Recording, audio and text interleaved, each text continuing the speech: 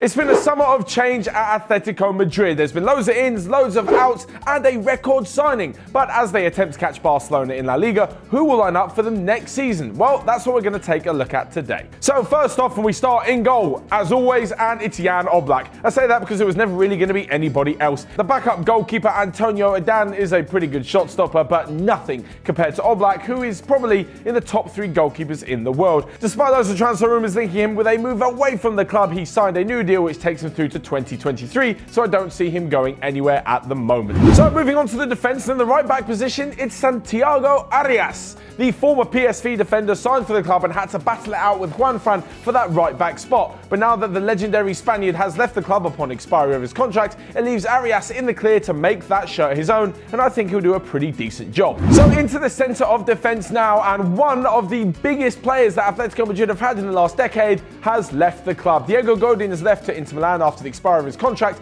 meaning that he's left behind Jimenez to fill in his spot. I say fill in his spot while he's been playing alongside Diego Godin, and that is exactly where he will stay in Atletico Madrid's side. Jimenez has become a fantastic defender, and at 24 years old, he's only going to get better as he enters his prime. But who's going to play alongside him instead of the wily old Uruguayan who now plays for Inter Milan? Well, that job may be down to Felipe, the new signing from Porto. For 20 million euros, Atletico Madrid have got a 30-year-old centre-back with more than enough experience in the top leagues. He is a great defender, but I'm not so sure he's quite Godin's level. We'll have to wait and see what happens, but with the older and slightly younger partnership at the back, things are looking solid for Atletico Madrid. There were rumours that they also wanted Hermoso from Espanyol and Ruben Dias from Benfica, but with a lot of money spent already, it looks like they'll be reining it in for the moment. So I can see them starting with a back two of Jimenez and Felipe. This obviously leaves the likes of Savic on the bench. So on to the left back spot now, and this is where Atletico Madrid are going to have to go out and buy somebody new. Felipe Luis not only is in his early 30s, but his contract has also expired, and he looks like he will be leaving the club and not signing a new deal. Alongside this, with Lucas Hernandez now a Bayern Munich player, they're going to have to find somebody else, and I think they could go to the Portuguese Premier League to pick up one of 2 fantastic talents. The first one is Porto's Alex Telles, who is going to come in rather pricey at around 60 to 70 million. The left back has been in flying form for Porto and will definitely be a top signing for Diego Simeone's side.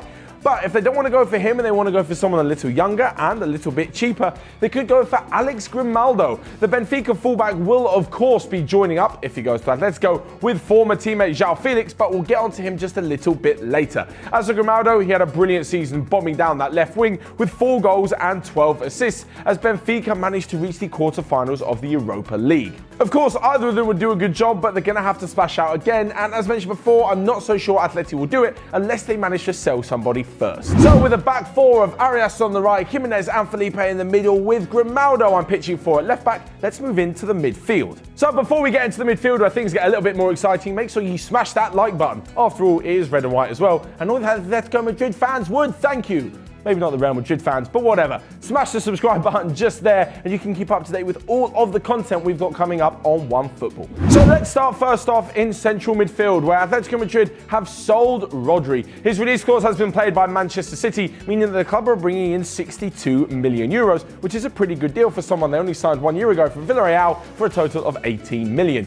But his replacement, well, it's somebody already at the club and already playing in the first team for an amazing 6 seasons, despite the fact he's only 24 years old, and that is Saul. Last season he managed 45 appearances in all competitions, and he's definitely a Diego Simeone kind of player. He's industrious, he's brilliant on the ball, he works hard, and he understands the tactical game, especially as Atletico Madrid are one of the few top teams to play a strict 4-4-2 formation. Saul has been linked with moves to Manchester United in the past, but after signing that whopping 9-year deal back in 2017, it looks like he'll never be leaving the club pretty much ever. He could be one of the last loyal players we see in the current state of football, staying at Atletico Madrid his whole career. Certainly he's got many years left. So he's not really a direct replacement for Rodri, that is down to Marcos Llorente. But I do have concerns about whether or not he will start, and I don't think he will. So he was signed from rivals Real Madrid for around £35 million, but I'm not quite sure he's up to scratch just yet. He's 24 years old but only has 55 La Liga appearances to his name. 33 of those were during a season on loan with Alaves. The problem is that despite all his skills, which could take him to a whole new level, I think Atletico Madrid have got better players currently who are going to start ahead of him, and ones who aren't so similar to Saul in the way they play. Alongside the Spaniard, they're going to need some box-to-box energy and some aggressive tackling, as well as someone who's able to carry the ball from defence to attack. That is down to Thomas Partey. The Ghanaian isn't actually having the best African Cup of Nations tournament at the moment, but he is still a top quality midfielder and one of the best at what he can do in European football. I see him adding a lot of steel to the midfield alongside Saul, but don't be fooled, Marcos Llorente will definitely get more than his fair share of minutes and could push one of them two out should he show some consistent performances. On to the right hand side, and now, as mentioned before, with Diego Godin out of the club, Atletico Madrid are going to need a new captain. Surely that responsibility is going to go to Koke.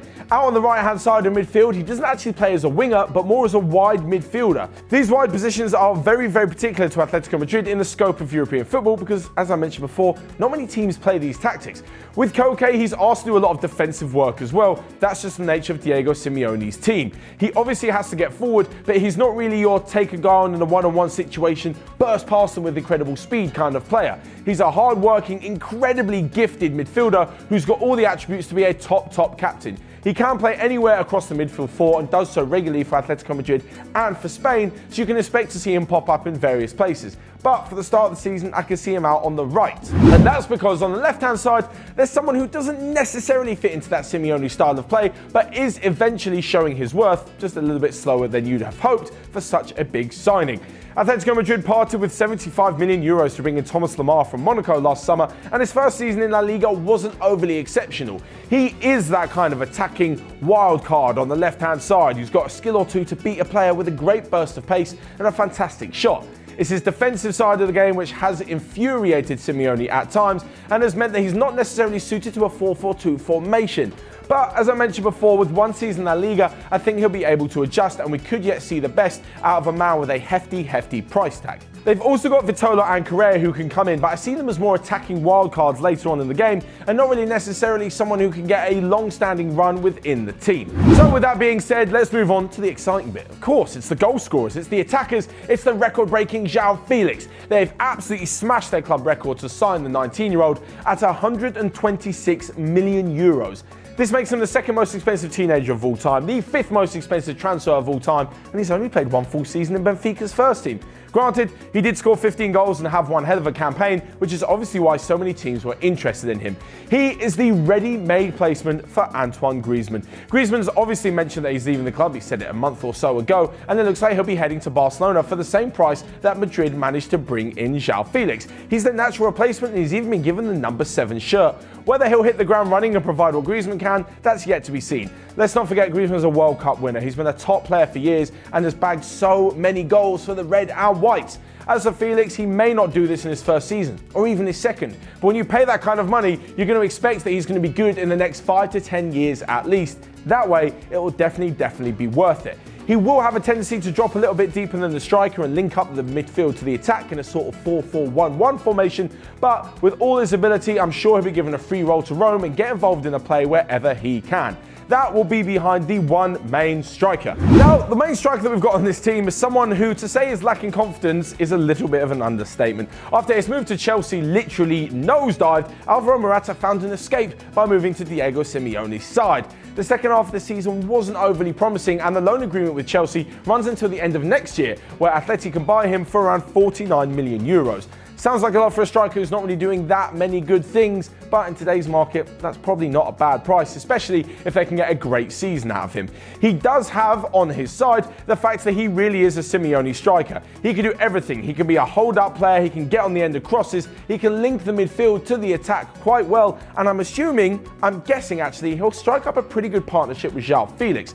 Morata, as we've seen before, can be a top player. He just needs the confidence and the chances to put them away.